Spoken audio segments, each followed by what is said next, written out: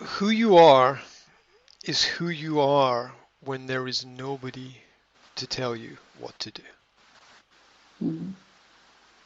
You are never who you are when you live in somebody else's world or you follow somebody else's rules.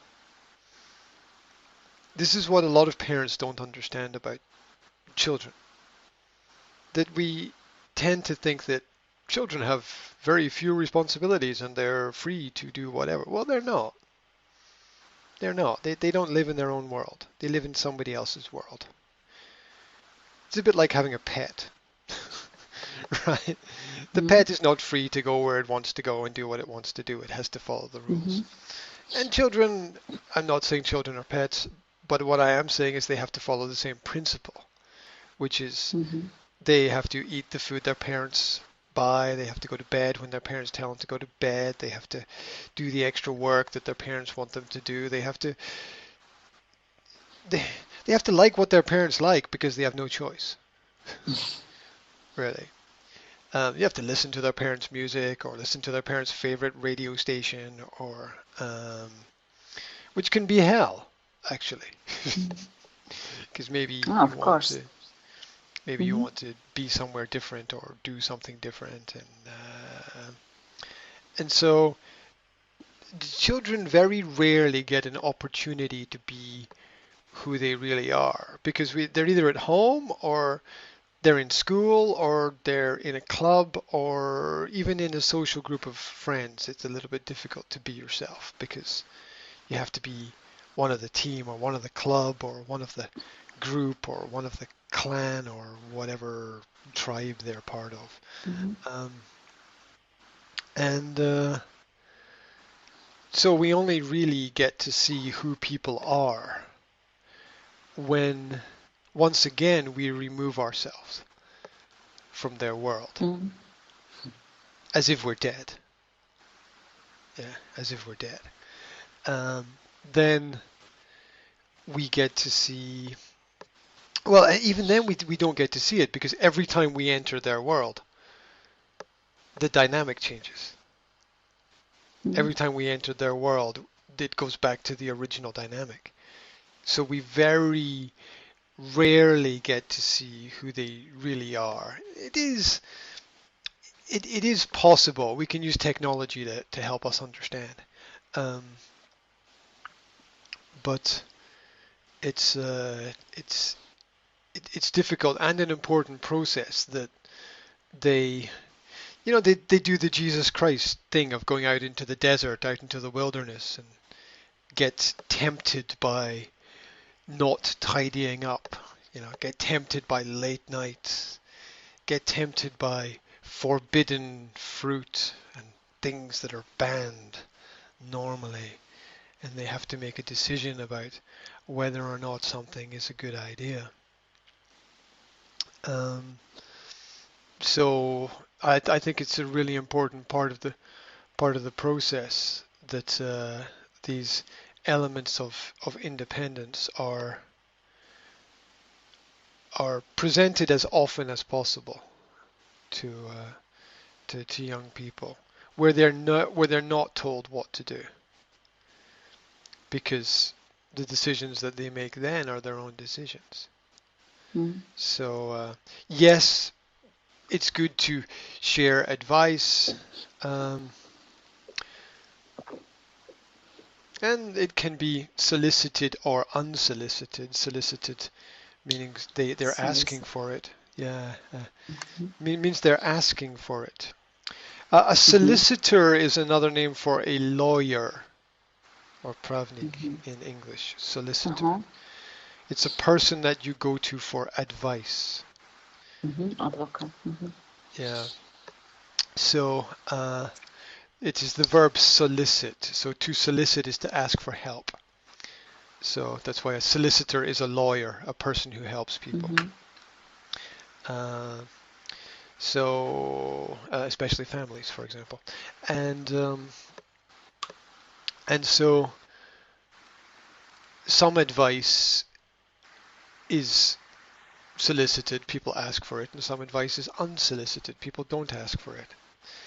And The important advice is the solicited advice, because then children are looking for guidance and help. Mm-hmm. Um, but then if we always help them all the time, how much do you learn? Mm-hmm. Yeah, how much do you learn if other people always cook for you? They also learn to trade values, which is everybody brings something different to the table. Everybody brings a different history, a different experience. And so if we take the example of young people who, for example, smoke. Now, we know that smoking is a self-destructive activity. Um, it's more than self-destructive. It's environmentally destructive as an activity. Um, at the same time, it's a sign of somebody taking control of their own life. Mm-hmm. And so we could expect somebody who is doing that to have other life skills that perhaps adults would have or should have. If they're able to make the decision that they want to smoke, then they're able to make other important decisions as well. Um, one of those would be, what to cook and what to eat. Then the negative side of that is that if you're making one bad life choice or health decision, you'll probably make more. And um, from my study of smoking, smoking is the result of a lack of real love given by parents to their children. Um, Mm-hmm. so it's an attempt to fill an emotional hole. Mm-hmm. It's basically, do you know that famous painting called The Scream? Do you know that there's a famous painting called The Scream. The Um, screen. yeah, if you can put it into Google, type into The Google screen The Scream painting. painting, famous painting. It's and if you Vickrig. Edward Munch. yeah, I think so. I think that was it. And if you get an image of Mm-hmm. the actual painting, Mm-hmm. yeah. So the painting is a person screaming, obviously. Yes. Yeah, yeah. And it was also the basis for the series of teenage films made, sort of in the 90s, the Scream series of horror films that were made. Anyway, Uh-huh. that's if you've seen the Halloween mask of the Mm-hmm. ghost comes from the face in the picture. Uh-huh. Yes. Yeah, Mm-hmm. Mm-hmm. yeah. Anyway, smoking is that picture. That picture is smoking. Smoking is a scream to the world that I didn't get enough love from my parents. Mm-hmm. Because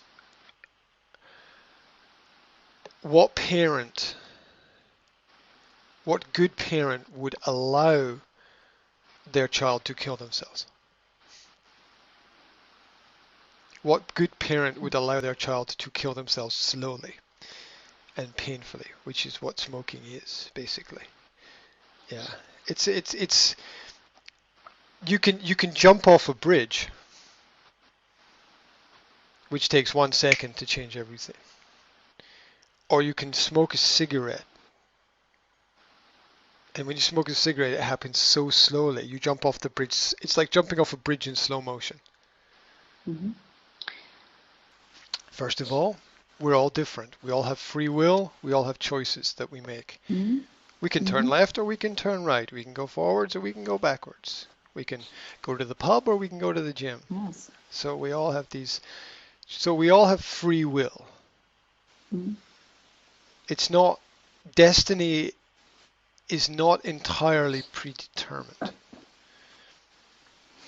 However, So it is not unfair to put this guilt to our parents. Mm-hmm. oh Guilt. no, it's absolutely necessary. Oh. It's the opposite. It's absolutely necessary because It's your parents who give you your values for life. They are the number one Mhm. primary caregivers. The job of mother and father is to give you values for life. If they don't give you values for life, uh, either directly from themselves because they have good morality, or through a religion because they know that they don't have good morality, but they know good morality exists. Um, so it's the parents' job, and if they don't do that, then they don't do their primary job in life. Um, Mhm. Now, there's a couple of different perspectives on this. Let me give you one of the perspectives. Um,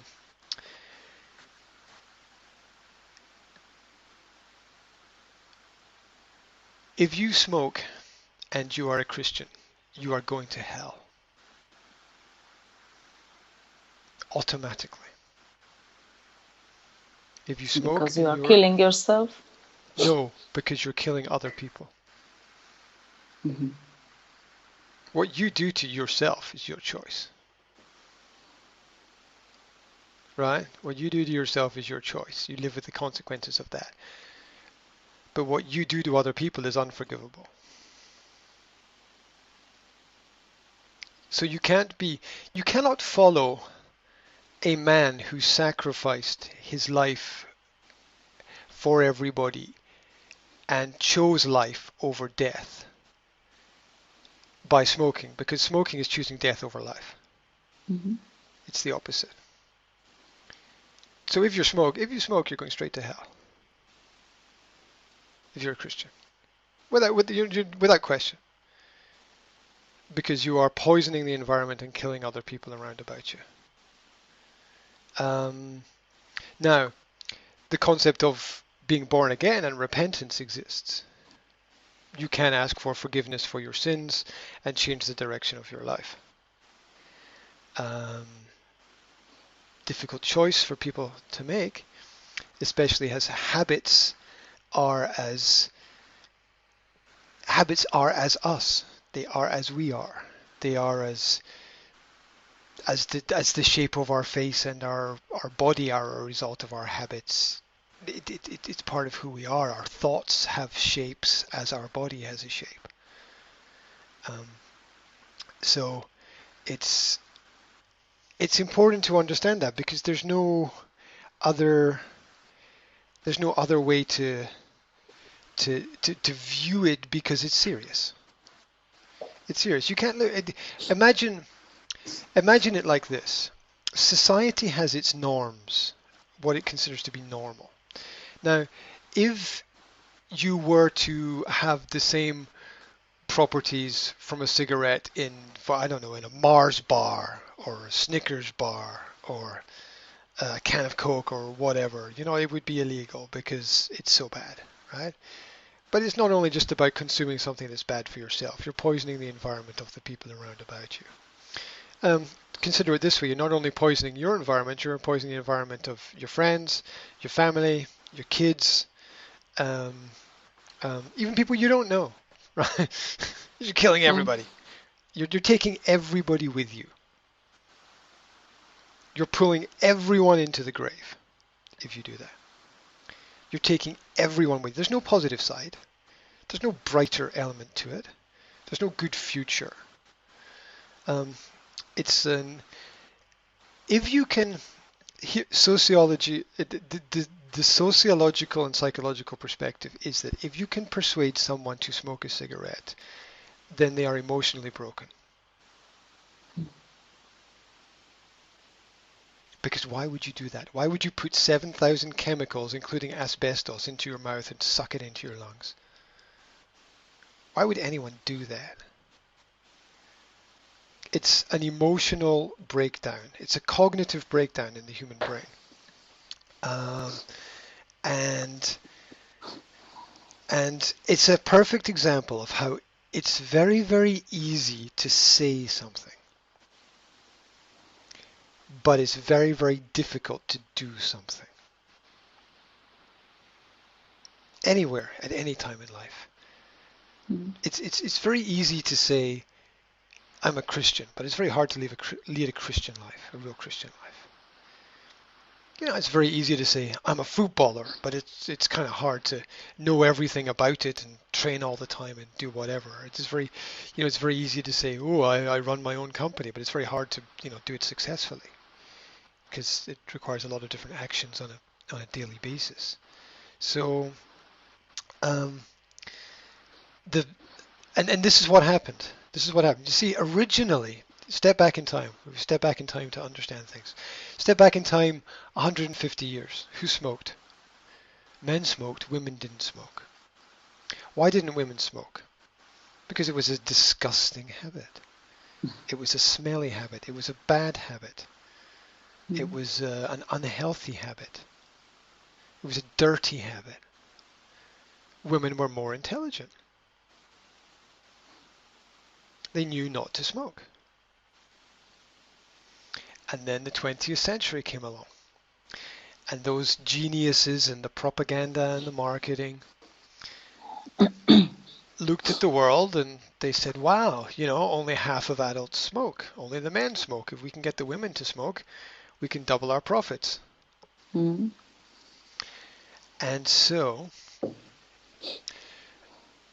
there was a lot of advertising and a lot of propaganda to support women smoking. Smoking is good for your health. Smoking is good for your voice. Smoking is good for your lungs. Smoking is good for your babies.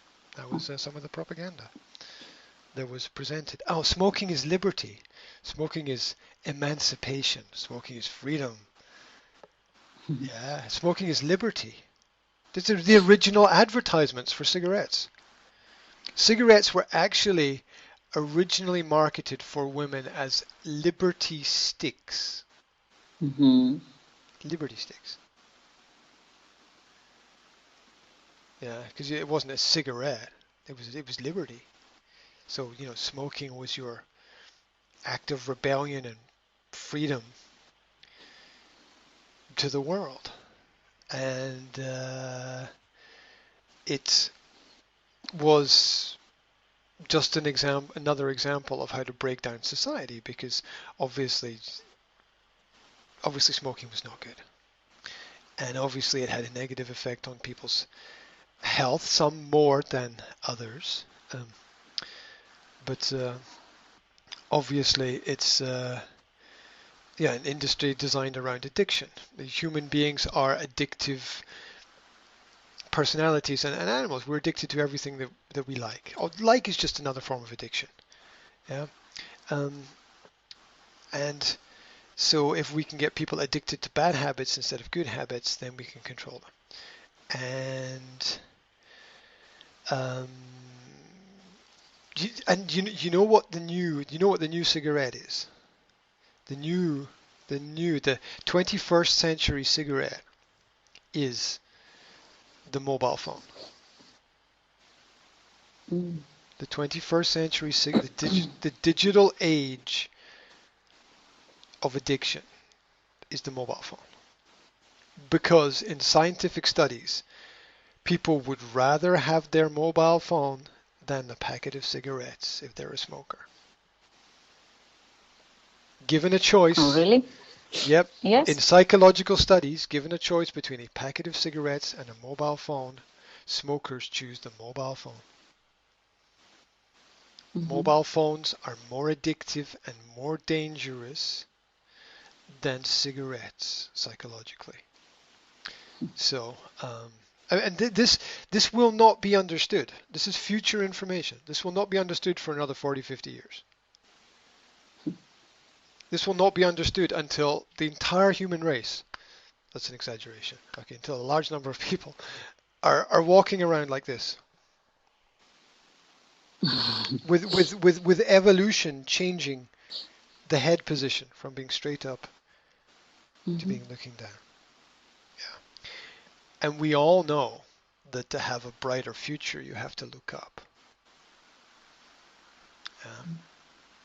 So little things make big differences. And so now everything, it can be argued on the other side. It can be argued that everything has a positive side and a negative side. So there's an argument on the other side. We have to be intellectual and realize that we can switch things around. Like the argument from cigarettes is it's an industry, it provides jobs for people.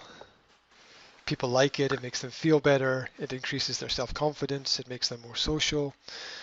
Um, it helps to fill the hole in their heart that might otherwise be filled by more dangerous experiences or other drugs. It's a softer form of addiction. So there are all of these arguments, and to a certain extent you can get into it, and you can get into the tobacco and the cannabis and the other drugs that people can smoke. Some of it can have positive psychological effects, even medicinal. Tobacco originally was a medicine used in small amounts. Cannabis can also be a medicine as well. So it's that line between medicine and poison, where a little bit is good for you and a lot will kill you, right? And that's true of everything. So the cigarette is an important social indicator of a person's mental relationship with their parents, because it's imagine a heart with a hole in it. The cigarettes are filling the hole. That's what they're doing. Cigarettes are filling the hole, and we could fill the hole with anything. See, that's a choice. We could fill the hole. We could fill the hole with going to the gym. We could fill the hole with reading science fiction novels. We could fill the hole with buying clothes. we could fill the hole with work, for example. So we all deal with situations in different ways, and I don't know exactly what it's like to be one of 4 children. I don't know that, but I can imagine that each child has a different dynamic with their parents. Each child has a different dynamic because the first child is different from the last child. And the dynamic of relationship is different as well, because when parents have one child, the dynamic of relationship is different from if parents have 4 children.